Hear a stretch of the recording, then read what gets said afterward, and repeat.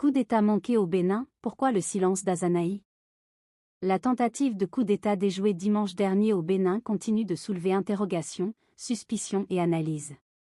Au cœur de ces questionnements, le silence remarqué de Candide Azanaï, figure politique connue pour ses dénonciations publiques rapides, sa parole tranchante et son engagement constant sur les questions de sécurité et de gouvernance. Alors que plusieurs acteurs politiques, observateurs et organisations de la société civile ont déjà réagi ou appelé à la transparence, l'absence de réaction d'Azanaï intrigue. 1. Un silence stratégique? Azanaï est un acteur politique habitué aux sorties virulentes dans les moments de tension nationale. Son silence peut donc relever d'un choix stratégique. Attendre plus d'informations vérifiées pour éviter de commenter un dossier encore flou.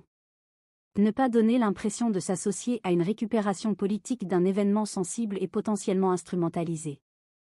Laisser les institutions assumer la communication, surtout lorsque les faits sont graves et liés à la sécurité nationale.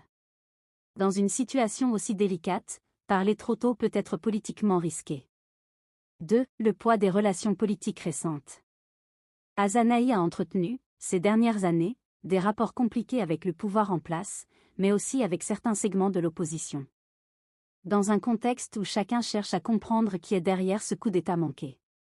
Toute prise de position pourrait être interprétée comme un alignement ou une accusation indirecte.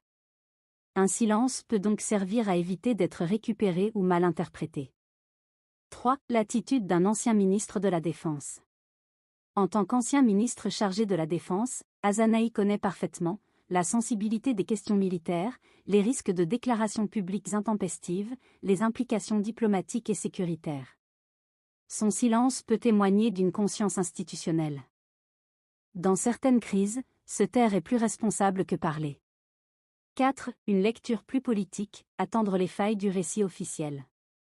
Dans les crises politiques majeures, certains leaders préfèrent laisser le temps aux incohérences d'apparaître, aux enquêtes d'avancer, aux versions officielles d'évoluer. Azanaï peut miser sur une stratégie. Gré la parole au bon moment, lorsque l'opinion sera plus réceptive et que l'information sera plus claire. 5. Une hypothèse, préserver un capital politique en reconstruction. Azanaï, qui a alterné périodes de combats politiques intenses et retraits temporaires, peut aussi chercher à consolider son image. Se positionner trop vite peut provoquer un backlash. Se positionner plus tard peut lui donner l'image d'un homme réfléchi et pertinent. Le silence peut être une manière de rester dans la partie sans s'exposer inutilement. Un silence qui parle.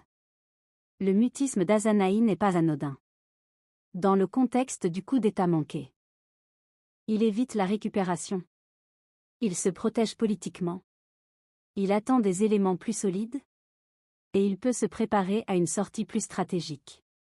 Au Bénin, dans les moments de crise, le silence d'un acteur clé vaut souvent plus qu'un long discours. Reste à voir si Azanaï parlera, et surtout à quel moment, car ce moment pourrait révéler sa véritable position sur ce dossier brûlant. Abonnez-vous et laissez un like pour ne rien rater des prochaines analyses politiques du continent.